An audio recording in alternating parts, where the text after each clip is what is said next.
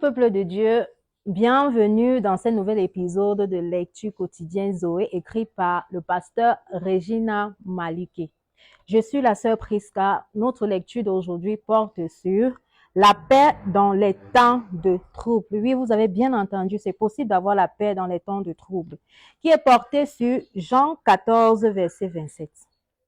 Je vous laisse la paix, je vous donne ma paix, je ne vous donne pas comme le monde donne. Que votre cœur ne se trouble point et ne s'alarme point. Alléluia.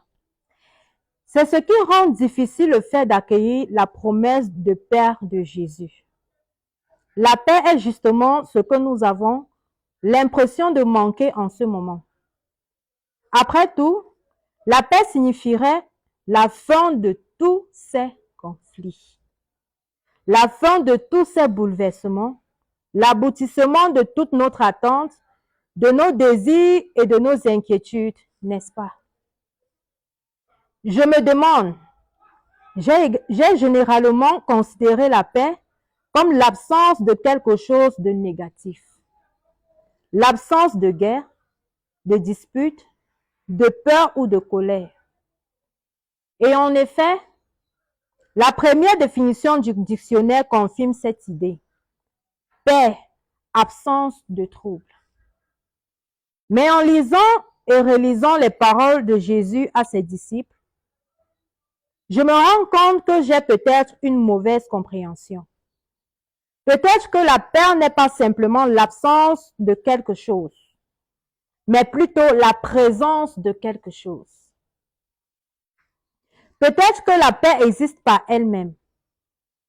Peut-être qu'elle crée quelque chose de positif, qu'elle rend possible quelque chose de merveilleux. Au lieu de seulement limiter ce qui est négatif, peut-être est-ce que Jésus veut dire lorsqu'il déclare « Je vous donne ma paix, je ne vous la donne pas comme le monde donne ». Si c'est vrai, si je suis prêt à remettre en question ma manière habituelle de penser à la paix, alors peut-être devrais-je aussi revoir ma compréhension de la foi en général. Je pense que j'ai souvent l'impression que notre problème humain est que nous portons en nous un besoin, une conscience de ce qui nous manque, une agitation intérieure, un vide. Vous savez, la phrase d'Augustin, « Mon cœur est inquiet, ô Dieu, jusqu'à ce qu'il repose en toi. » En réalité, je pense que cette idée est assez juste. Mais je soupçonne qu'avec cette vision de notre condition humaine, vient aussi une certaine compréhension de la manière dont Dieu répond. Dieu remplit ce vide, répond à ce besoin, comble ce qui nous manque. D'accord. Accompagnez-moi dans cette réflexion. Je sais que cela peut sembler un peu complexe. D'une certaine manière, je pense que cela est vrai.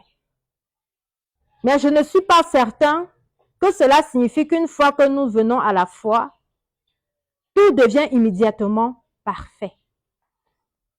Que nous ne ressentons plus aucun besoin, aucun manque, aucune blessure ou aucune faiblesse.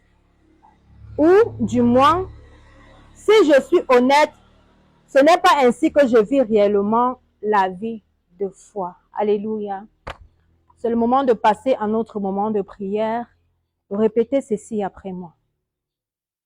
Seigneur plein de grâce, dans les temps d'incertitude et de peur, je recherche ta paix qui dépasse toutes les circonstances. Aide-moi à avoir confiance en ton plan et à trouver ma sécurité dans tes promesses.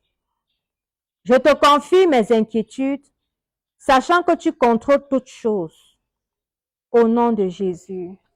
Amen. Pour ceux qui auront besoin d'une copie, bien vouloir contacter le numéro qui s'affiche au-dessus de votre écran. Bonne journée à vous et à demain.